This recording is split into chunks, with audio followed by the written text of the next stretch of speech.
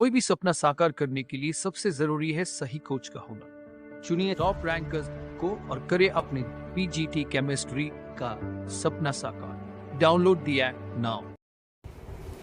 Hello everyone, तो आज के इस वीडियो में हम डिस्कस करेंगे केमिकल काइनेटिक्स, जिसमें हम झारखंड पीजीटी केमिस्ट्री का सिलेबस को कवर करेंगे। इसमें हम शुरू से लेकर के जीरो से लेकर के लास्ट तक बताएंगे, जिसमें आपका हर एक कंसेप्ट क्लियर हो जाए और हर एक क्वेश्चन आपको कम समय में बन जाए। सबसे पहले स्टार्ट करते हैं केमिकल काइनेटिक्स होता क्या है। तो केमिकल काइनेटिक्स केमिस्ट्री का वह ब्रांच है, वह पार्ट है, वह स्पेस है जहाँ पे जाकर के हम दो चीजें स्टडी करते हैं मुख्यतः।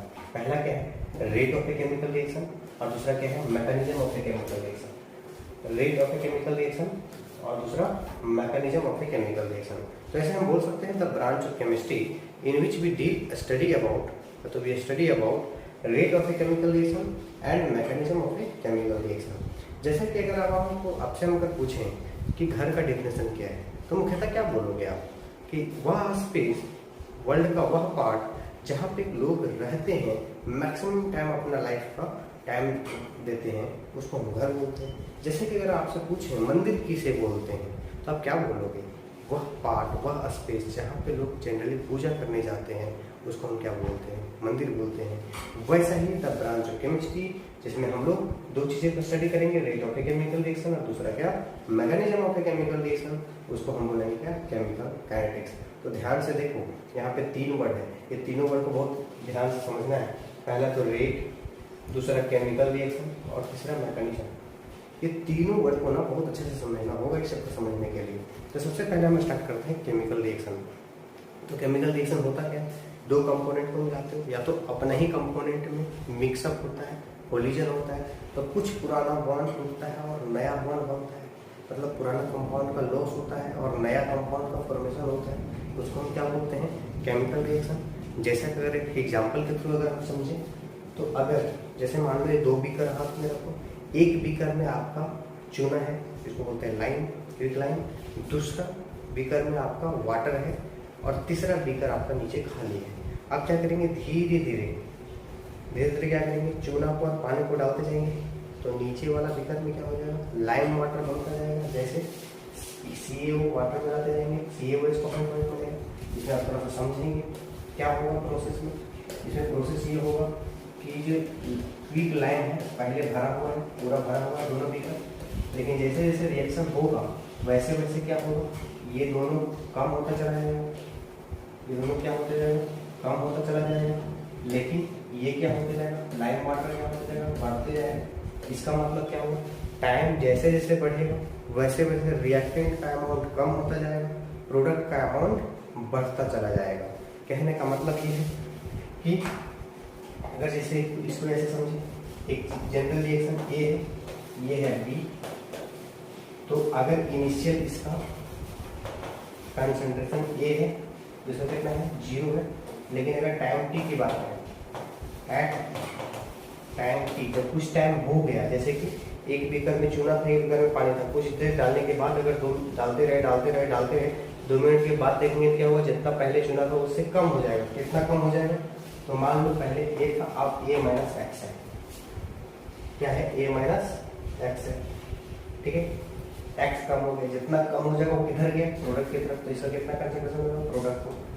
तो इसका मतलब क्या हुआ, इसका अमाउंट कम हुआ, इसका अमाउंट क्या होता है, बढ़ गया। इसको ग्राफ से भी समझ सकते हैं, जैसे कि अगर ये आपका कंसंट्रेशन को रिप्रेजेंट करता है, ये एक्सिस, और ये एक्सिस आपका टाइम को रिप्रेजेंट करता है, तो क्या होगा, तो देखो जब स्टार्टिंग टाइम था, जब इनिशियल था, तो ए का कंसंट्रेशन कहाँ था, यहाँ था, ए, इसको बोल रहे ए स्मॉल। बी कितना था, 0, यहाँ पे बी था, यहाँ पे भी था। लेकिन जैसे जैसे टाइम बढ़ा, ए का कंसंट्रेशन क्या हो गया, कम होता चला गया, और बी का कंसंट्रेशन क्या हो गया, बढ़ता चला गया। तो इस तरह से ग्राफ से समझ सकते हैं। तो ओवरऑल क्या समझ रहे हैं कि कोई भी केमिकल रिएक्शन होता है, तो उस ड्यूरेशन में टाइम जैसे जैसे बढ़ता है वैसे वैसे ए का कंसंट्रेशन कम होता है और बी का कंसंट्रेशन बढ़ता है। तो इसको डिफिनेशन वाइज बोलेंगे, rate of a chemical reaction, the molar concentration of reactant, या तो the decrease of molar concentration of reactant, जो कंसंट्रेशन ऑफ रिएक्टेंट में डिक्रीज होगी, या the increase in molar concentration of product with respect to time is known as the rate of a chemical reaction. जैसे कि अगर इस chemical reaction का rate लिखना है तो क्या लिखेंगे, रेट, तो ए कितना चेंज हुआ, डी ए, ये डी मतलब चेंज, ए का कंसंट्रेशन कितना चेंज हुआ इज इक्वल टू बी का कंसंट्रेशन कितना चेंज हुआ, डी टी। ठीक है, तो इसमें प्लस लगाएंगे प्रोडक्ट में और रिएक्टेंट में क्या माइनस। आपको क्वेश्चन में आएगा कि माइनस क्यों लगाएं। जैसे कि इसको समझो कि पहले मान लो 10 लिए, कुछ कम हो गया कितना, 6, तो चेंज कितना हुआ 6, फाइनल माइनस इनिशियल कितना है 10 इक्वल टू कितना है -4। देखो चेंज निकालने से कितना है -4, मतलब डी ए निकालने से कितना आया, डी ए निकालने से -4 आया, तो -4 इंटू माइनस प्लस में आ जाता है, इसलिए माइनस को प्लस वैल्यू करने के लिए माइनस लगा दिया। लेकिन अगर हम बात करें यहाँ पे प्रोडक्ट के रिस्पेक्ट में अगर देखें तो देखो प्रोडक्ट इनिशियल कितना था 0, फाइनल कितना है मान लो 4 है, तो इसमें चेंज निकालेंगे डी बी निकालेंगे कितना होगा, final 4 minus initial 0 equal to कितना +4। तो ये ऑलरेडी पॉजिटिव है, तो इसलिए कोई पॉजिटिव कोई नेगेटिव लगाने की जरूरत नहीं है, क्योंकि रेट हमेशा पॉजिटिव वैल्यू देगा। किसी तरह से रेट रिएक्शन जो होगा वो आपका पॉजिटिव वैल्यू देगा, इसलिए माइनस प्लस लगाते हैं। तो एक चीज माइंड में सेट कर लो कि जब रिएक्टेंट का डिफरेंशियल इक्वेशन लिखेंगे तो माइनस लगाएंगे, प्रोडक्ट का लिखेंगे तो प्लस लगाएंगे। अब यहाँ पे और क्वेश्चन किस टाइप में यहाँ पे फंसेंगे आप, जैसे मान लो कोई इक्वेशन ऐसे लिखा हुआ हो A plus B D plus C plus D sorry यहाँ पे रिएक्शन एरो है,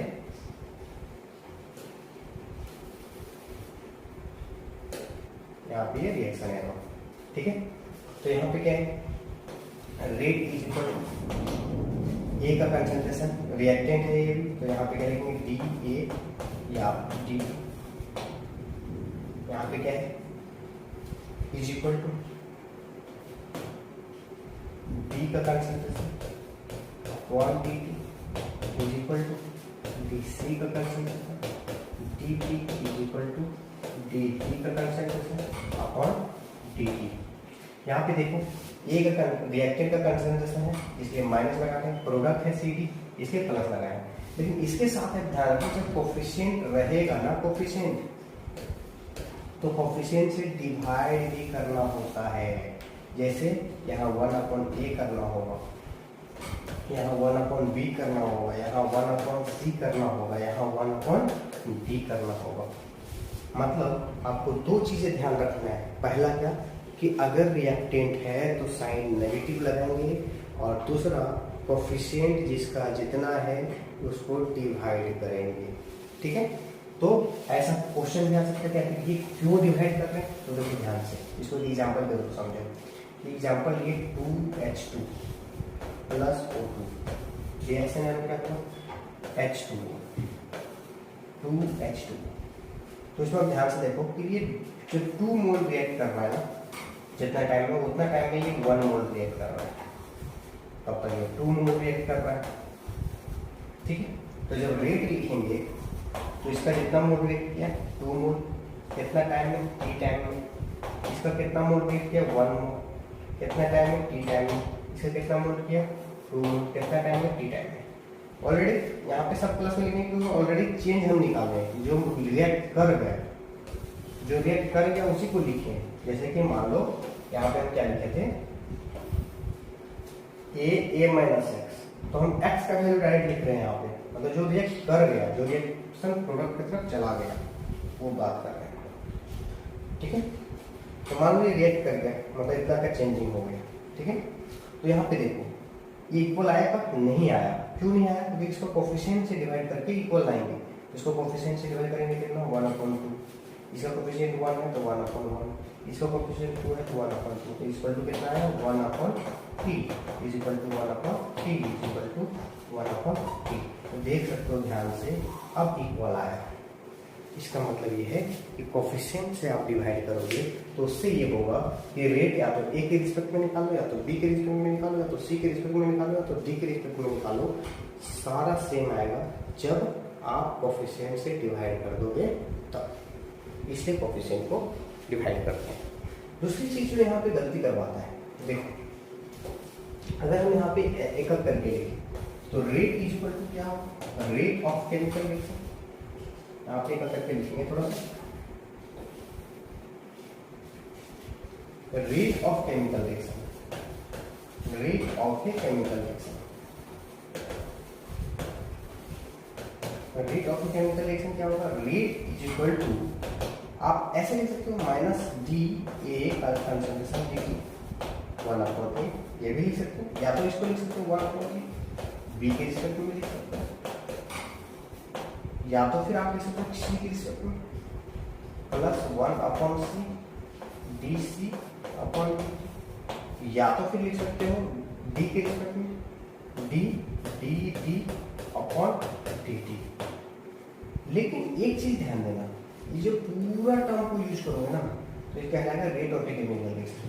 ये पूरा टर्म को यूज करोगे ना, मतलब कोफिशिएंट के साथ भी यूज करोगे ना तो वो कहलाएगा rate of a chemical reaction. इससे इसी तरह ये भी पूरा यूज करोगे ना तो कहलाएगा rate of a chemical reaction. मतलब कोफिशिएंट के साथ अगर यूज करोगे तो उसको बोलेंगे rate of a chemical reaction. लेकिन अगर केवल D A upon D T रहा तो,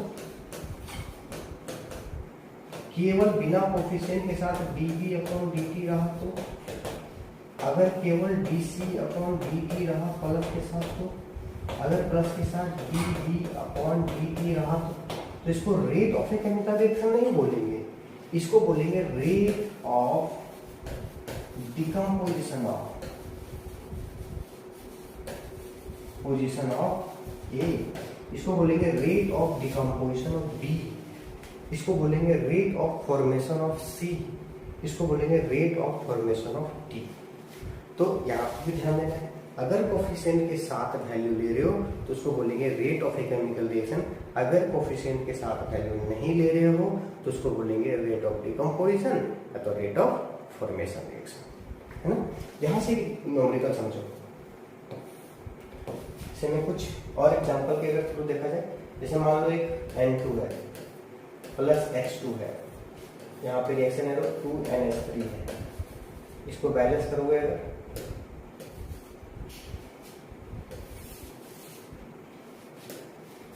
N2 है प्लस H2 है और रिएक्शन एरो है 2NH3, ठीक है। इसमें अगर बैलेंस करोगे कितना होगा 2, यहाँ पे हो जाएगा 3। तो इसका जब rate of a chemical reaction लिखेंगे तो rate of a chemical reaction में क्या होगा, माइनस डी N2 का concentration divide by d T is equal to H2 का concentration by d t, minus में यहाँ 1/3 होगा प्लस यहाँ तो इक्वल यहाँ पे 1/2 DNH3 का कंसंट्रेशन अपॉन डी टी। तो ये पूरा कोफिशिएंट के साथ कहलाएगा तो क्या कहलाएगा, rate of the chemical reaction. लेकिन केवल DH2 अपॉन dt रहेगा, माइनस DH2 अपॉन dt, तो कहलाएगा rate of decomposition of hydrogen. ये पूरा क्या कहलाएगा, rate of the chemical reaction.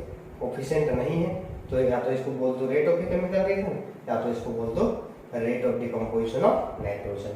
इसमें अगर कोफिशिएंट के साथ लेंगे तो बोलेंगे rate of a chemical reaction, अगर कोफिशिएंट के साथ नहीं लेंगे तो बोलेंगे rate of formation of ammonia. जैसे मैं यहाँ पे क्वेश्चन है, यहाँ पे एक क्वेश्चन को देखो ध्यान से, जैसे मैं यहाँ पे समझो क्या है, अगर M है, देखो ये तो रेट ऑफ डिसेपरेंस ऑफ ए, मतलब डिकम्पोजिशन ऑफ ए लिखेंगे तो कोफिशिएंट को नहीं यूज करेंगे, केवल minus d A upon D t को यूज करेंगे।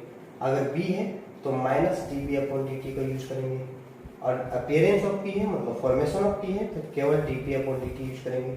अगर अपीयरेंस ऑफ क्यू है तो केवल D Q upon D T use करेंगे।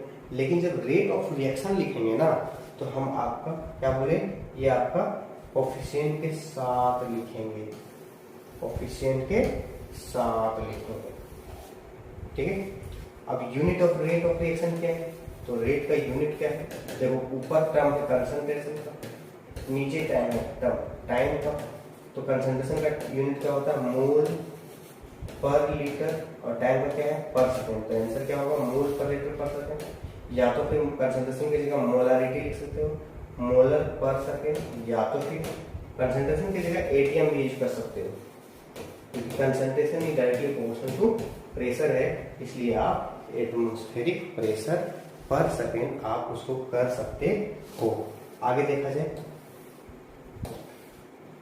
तो यहाँ पे कुछ क्वेश्चन है, यहाँ पे देखो, जैसे देखो यहाँ पे क्वेश्चन बोलता है कि ये रिएक्शन हो रहा है जिसमें concentration of N2 increased by, मतलब NO2 को जो है कंसंट्रेशन इतना से इंक्रीज हो रहा है इन 4 सेकेंड, टोटल 4 सेकेंड लगता है इतना इंक्रीज होने।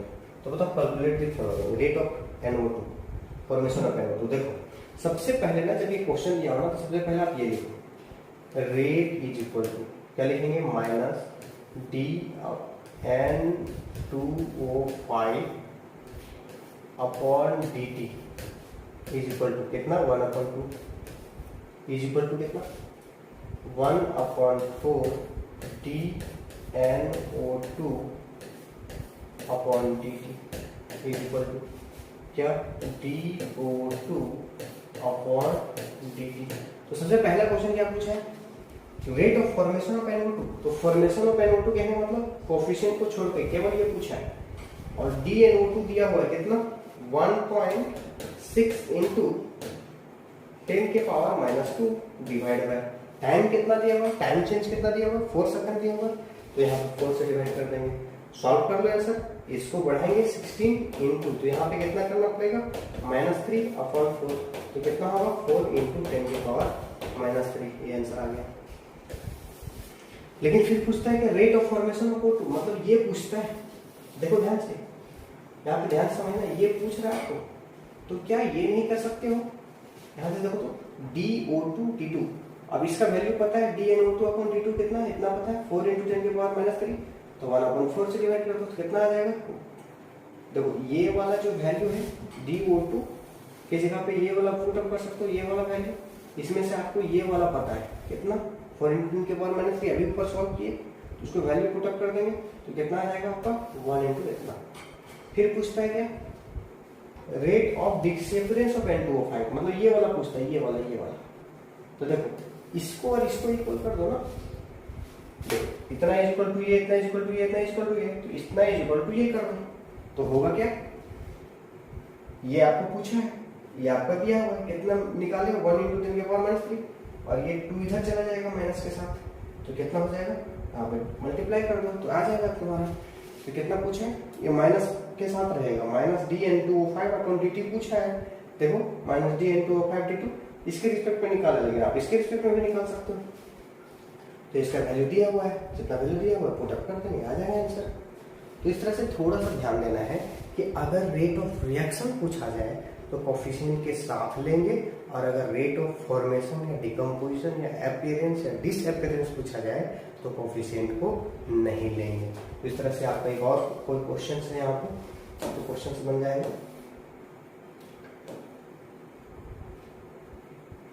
तो वो इसको एक्सप्रेस करने बोल रहा है, तो इसको कोफिशिएंट है तो डिवाइड बाय 2 कर देंगे, इसको कोफिशिएंट नहीं है तो कुछ नहीं करेंगे, इसको कोफिशिएंट है तो ये कर देंगे। यहाँ पे भी देख रहा है, देखो यहाँ पे क्वेश्चन बोलता है कि ये इस रिएक्शन, ये इक्वेशन लिखा हुआ है, तो अब एक्सप्रेस करो। देखो C प्लस के साथ है तो रिएक्शन एरो लिखेंगे पहले, तो प्लस के साथ है मतलब C इधर होगा, कोफिशिएंट डिवाइड होता है तो यहाँ पे कितना होगा 2 होगा, प्लस D के साथ भी प्लस है तो D इधर होगा, D के पहले कोफिशिएंट कितना है 3 है, चलो माइनस A के साथ माइनस है तो A इधर होगा, कितना है 4, प्लस B के साथ माइनस है तो B रिएक्टेंट के साथ होगा मतलब पीछे होगा, इसका कोफिशिएंट कुछ नहीं है मतलब ये होगा। तो ये आपका केमिकल इक्वेशन है, आपसे एक पूछता है कौन केमिकल इक्वेशन है, तो आपको ध्यान रखना है इस सारी चीजों का कि प्लस के साथ प्रोडक्ट, माइनस के साथ रिएक्टेंट। तो हर एक कंसेप्ट से आपको क्वेश्चन जुड़ा हुआ रहता है एग्जाम में, और आपको पता नहीं चलता है कि क्या क्वेश्चंस आना है नहीं आना है, इसलिए आपको कंटेंट में आपको थ्योरी के साथ टाइप में क्वेश्चंस मिल रहा है, जिससे कि आप पता कर सको किस टाइप का क्वेश्चन आपको आना है और किस टाइप का क्वेश्चन आपको समझना है। दूसरा देखो यहाँ पे बोलता है इफ द रिएक्शन जितना, if the initial rate is इतना एट t=0 इज इतना, what will be the value of इतना। फिर से भी देखो ना, यहाँ पे क्या लिख सकते हैं, -dA upon dt is equal to क्या लिख सकते हैं, वहां पे -1/2 dB अपॉन dt। तो हमें पूछ क्या रहा है ना, केवल ये वाला पूछ रहा है ना, तो 2 से डिवाइड कर मल्टीप्लाई कर दो, हो जाएगा आंसर। ये वैल्यू दिया हुआ ना, मेरा ये वैल्यू दिया हुआ 2.6 इंटू कितना, 2.6 इंटू 10 के पावर -2। और हमें केवल ये पूछ रहे थे, तो ये 2 इधर आ जाएगा, ये जो 2 है वो इधर आ जाएगा, तो इंटू 2 हो जाएगा, जो मल्टीप्लाई करके आएगा आंसर वो आ जाएगा आंसर। फिर से वही सेम टू सेम क्वेश्चन है, एक बार प्रैक्टिस कर लीजिए, और जो अगर प्रॉब्लम होता है तो लाइव लेक्चर्स में आपको क्लियर करवा देंगे। अब यहाँ पे देखो, तो हम ओवरऑल जो समझ चुके हैं, rate of a chemical reaction को समझ चुके हैं, आखिर ये है क्या।